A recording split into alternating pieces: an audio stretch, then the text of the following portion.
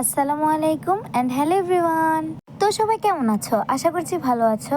আজকে আবার একটি নতুন রেসিপি নিয়ে চলে আসলাম। আজকে বানাবো মোরগ পোলাও। কি জিভে জল আসলো তো? হ্যাঁ, আমাদের এই রেসিপিটা দেখে যদি একবার ট্রাই করেন অবশ্যই মজা হবে। আপনারা যদি ট্রাই করে থাকেন তাহলে অবশ্যই কমেন্ট বক্সে এসে জানাবেন আপনাদেরগুলো কেমন হয়েছে। তো চলুন রেসিপিটি শুরু করা যাক। তো প্রথমে বাজার থেকে দুইটা মুরগি কিনে নিয়ে এসেছি। এবার এই মুরগি দুটাকে জবাই করে পশমগুলো ছাড়িয়ে নেব। আর এখানে পশমগুলো ছিলছে কিন্তু আমার আম্মু। মুরগিটা সম্পূর্ণ পরিষ্কার আমার আম্মুই করেছে, আমি কিন্তু করতে পারি না এত ভালোভাবে। যে আমার মুরগিটাকে পরিষ্কার করা কিন্তু শেষ। এবার মুরগিটাকে কেটে নেওয়ার পালা। আর এখানে দুইটা মুরগি ছিল, একটা মুরগি দিয়ে আজকে রোস্ট করব আর আরেকটা মুরগি আমি রেখে দিয়েছি। আরেকটা দিয়ে পরে একদিন রেসিপি করে আপনাদেরকে শেয়ার করব। এবার মুরগিটাকে পিস পিস করে কেটে নেব।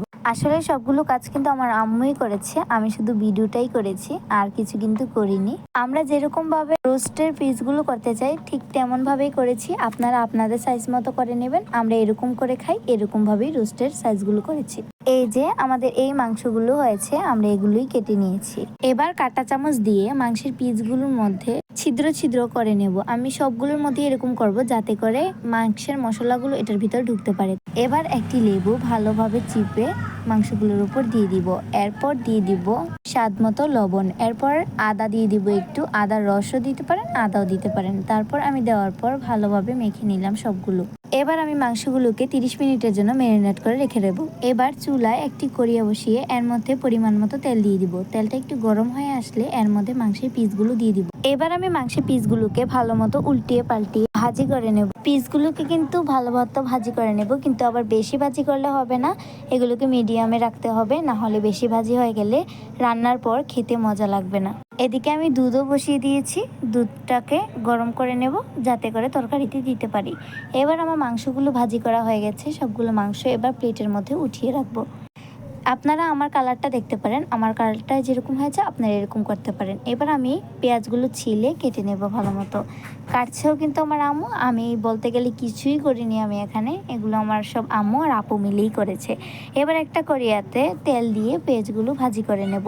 পেঁয়াজগুলো কিন্তু লাল লাল করে ভাজি করতে হবে, ঠিক যেমন আমি করেছি। এবার আমি রান্না করার জন্য যা যা উপকরণ লাগবে সব কিছু নিয়ে নিলাম। এবার কড়াইয়ের মধ্যে আবারও পেঁয়াজ ভাজি করে নেব। তারপর দিয়ে দিব স্বাদ মতো লবণ। এবার আমি আমার পরিমাণ মতো আদা বাটা দিয়ে দিব আর দিয়ে দিব পেঁয়াজ বাটা পরিমাণ মতো।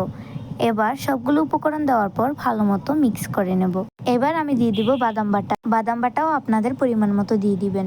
এরপর আমি দিয়ে দিয়েছি ফেটিয়ে নেওয়া দই এবং কয়েকটি কাঁচামরিচ এবং রোস্টার মশলা দিয়ে দিলাম। এই রোস্টার মশলা কিন্তু আপনারা বাজারে অ্যাভেলেবেল পেয়ে যাবেন। সবগুলো উপকরণ ভালোভাবে মিক্স করার পর এবার দিয়ে দিব সামান্য পরিমাণে সস দিয়ে কিছুক্ষণ নেড়েচেড়ে রাখার পর দিয়ে দিব লেবুর রস। মশলাগুলোকে ভালোভাবে কষানোর পর এবার দিয়ে দিব পরিমাণ মতো দুধ। এবার আমার ভাজি করে রাখা মাংসগুলো এই কষানোর মধ্যে দিয়ে দিব।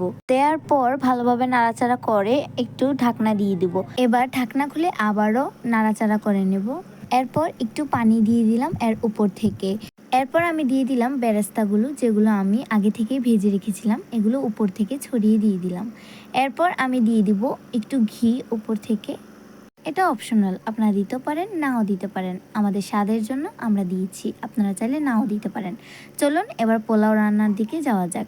এর জন্য আমি প্রথমে পোলাওয়ের চাল নিয়ে নিলাম, এটি ভালো মতো ধুয়ে নিব। এবার গ্যাসটা অন করে এর মধ্যে একটা পাতিল বসিয়ে দেব। পাতিলের মধ্যে সামান্য পরিমাণে তেল দিয়ে দিব। এর মধ্যে আমি 2 চামচ ঘিও দিয়ে দিলাম। এবার এর মধ্যে দিয়ে দিলাম পেঁয়াজ, তেজপাতা, দারচিনি, এলাচ। এগুলো দেওয়ার পর এবার ভালো মতো সবগুলো ভেজে নেব। আমি কিন্তু এই দারচিনি, লং, এলাচ এগুলো কিন্তু মাংসতেও দিয়েছিলাম, সেগুলো ভিডিও করতে ভুলে গিয়েছিলাম, তাই আপনাদের সাথে শেয়ার করা হয়নি। পরিমাণ মতো লবণ দেওয়ার পর এবার চালগুলো দিয়ে ভালো মতো ভেজে নেব। এবার দিয়ে দেব পানি, পরিমাণ মতো পানি দিয়ে একটু দুধও দিয়ে দেব, দুধ দিলে ভালো লাগবে খেতে। এবার আমি ঢাকনা দিয়ে দিব। এরপর ঢাকনা খুলে কয়েকটা কাঁচামরিচও দিয়ে দিব। ঢাকনাটা খুলে এবার ভালোভাবে নাড়াচাড়া দিয়ে দিব। আপনাদের ঢাকনার মধ্যে যদি কোনো প্রকার ছিদ্র থাকে তাহলে ছিদ্রটা বন্ধ করে নেবেন। আমিও কিন্তু ছিদ্রটা বন্ধ করে নিয়েছি, আপনারা দেখতেই পাচ্ছেন। এভাবে একটা কাগজ নিয়ে এর ভিতরে দিয়ে দিবেন। এবার আমি কিছুটা কিশমিশ এর উপর দিয়ে ছড়িয়ে নেব। এবার সালাড কেটে নেব। দেখুন আমার পোলাওটা কত সুন্দর হয়েছে, দেখতে যেমন খেতেও কিন্তু তেমনই হয়েছিল। এবার আমি একটু লেবু কেটে নিলাম, পেঁয়াজ কেটে নিলাম আর সবগুলো সালাদ আপনাদেরকে একসাথে দেখিয়ে দিলাম। আপনারা তো দেখতেই পাচ্ছেন কতটা সুন্দর হয়েছে, কালারটা খেতেও কিন্তু অনেক মজা ছিল। এবার আম্মু সবাইকে পরিবেশন করে দিচ্ছে। সবাই এখন আমরা পরিবারের সবাই মিলেমিশে বসে খাবো। এটা ছিল আমার পাত, আমি কিন্তু রান ছাড়া কিছু নিই না, তো আমি রান নিয়েছিলাম। আপনাদের কার কোন পিসটা পছন্দ অবশ্যই কমেন্ট করে জানাবেন। এই যে এখন খাওয়ার পালা, আমি খাচ্ছি। পার্সোনালি আমার থেকে কিন্তু অনেক মজা লেগেছিল, আপনারা অবশ্যই একবার ট্রাই করে দেখতে পারেন, ভালো লাগবে, অনেক মজা লাগবে। তো ভালো থাকবেন, সুস্থ থাকবেন, বাই।